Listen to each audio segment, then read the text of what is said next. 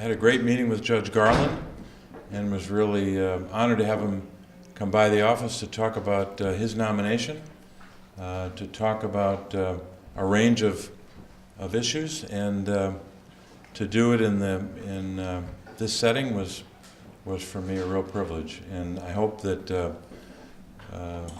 more of our colleagues on the Republican side will take the opportunity to sit with the judge and ask him questions, talk to him about his record, which is a substantial record of public service, both on the District of Columbia Circuit Court of Appeals, as well as his work as a federal prosecutor. So, love to take your questions.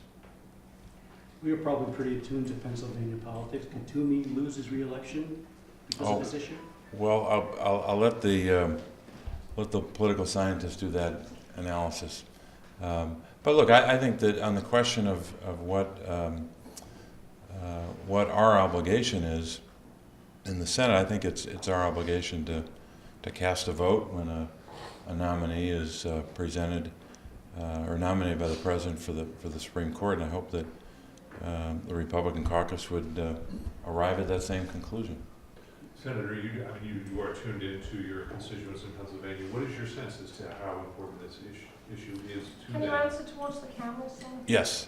And is it likely to be something that they would vote on as a matter of importance to them? I don't know whether or not voters will make a determination just on this issue, but I think it is a substantial issue for people across the country, because a lot of this is self-evident.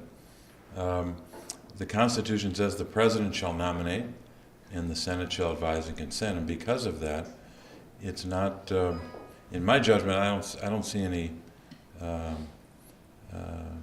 any option there but to do your job and to cast a vote. For me, it would be the third nominee that I will have voted on if we get to that point, and it's a great privilege. I got a letter from a constituent who said we meaning senators, should treat this process, or she actually said this privilege.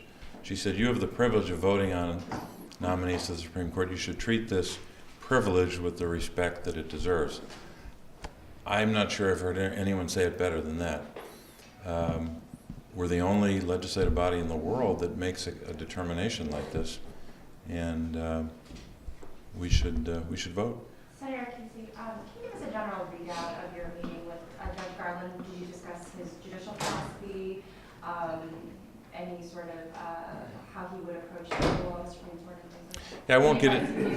I won't get into a lot of detail, but kind of generally, number one is, and I think this is part of what we're supposed to be doing when we have meetings like this, or when a committee like Judiciary would be asking him questions. Part of the determination you have to make is reviewing someone's background. So we talked about what I consider a substantial background, not just in the law itself, and not only as an appellate court judge. And by the way, I'm not sure anyone has had this degree of appellate court experience in our history. I don't know of anyone who's had more. But his work as an appellate court judge, we spent a good deal of time talking about his years as a prosecutor, and we walked through some of that. So it was kind of a range of questions that dealt mostly with his record and his experience. Senator, you just met with a well-qualified judge. Do you have strong opinions either way, whether it will happen, as far as whether you will get a vote? I don't know. I hope that we can, not just folks in the Senate, but people across the country would persuade Republicans to come to the point of, it might take two steps. Step number one is agreeing to meet with Judge Garland. That would be, if more Republicans did that, it would be a positive sign. And then to reconsider the position that their caucus has taken, not to consider him not to have a vote. So I haven't made a firm decision about how I would vote if that opportunity arises. But this is someone who has a substantial degree of experience both as an appellate court judge on a circuit court that some call the most important circuit court in the country. Whether that's true or not, they deal with substantial matters. They're the prepares year, I think, for the Supreme Court. And then secondly, his work as a prosecutor is significant and I think relevant and important to being a great Supreme Court justice. So I would hope that more people would come to the conclusion at least to meet with him and consider his qualifications and then cast a vote. Senator Casey, Judge Garland has in the past been celebrated by both sides of the aisle, and so I'm wondering, in your meeting with him today, whether you saw anything there that would have changed that situation. No, I just regret that in this meeting we're having here, I haven't quoted some of those Republican senators from years ago about what they said about him then. Probably should have done that at the outset, but no, nothing that I've learned about him or that he in terms of responding to questions has changed that view. That one senator I know said that he was then, I guess in 1997, was a consensus nominee for the circuit court. I think that's a fairly good description of, I think, what he is now. Senator Casey, Mm-hmm. have you personally spoken to Senator Toomey about his position, urged him to change his mind? No, I haven't. We talk on a regular basis about judges. We have a duty to reach an agreement as best we can on judges in Pennsylvania. So most of our discussions were about that, but I'm sure we'll get a chance to discuss this as well. What's the sense you get from calls and emails to your office? Have there been a lot of calls or emails on this issue, or? John, I don't have a number on that. I'm sure we can get that. We can get that for you. But my general sense, talking to people back home, is when you're in an audience that you might be considered mixed or might be considered not necessarily all Democrats in a room. My general sense is people understand and believe that this is something we should do, and that it is part of our job. That's my general sense from most audiences. How did he describe his experience so far in this episode? His experience. How did he describe it? Oh, how did he describe it? He actually didn't, but it's always a long process, as you know. This might be taking that to an exaggerated extent. I hope, though, that if we can stay at it, that maybe we'll get a breakthrough where folks will be willing not just to meet, but also to actually cast a vote. Senator Casey, if his nomination is still lingering by the end of the year and Hillary Clinton wins the White House, should she renominate Mr. Garland? Well, that's a decision she'd have to make, but I think he's a great candidate no matter who the president is. As I said, they called him a consensus nominee years ago. I think that's ever more accurate today. Senator, did you say that if the nomination hearing comes up and you did have the opportunity to vote, that you had not yet made up your mind? Right, because I still have some work to do. One of the things you try to do, and you can't always be exhaustive on this, but another thing I have to do, for example, is review more of his cases and try to get a sense of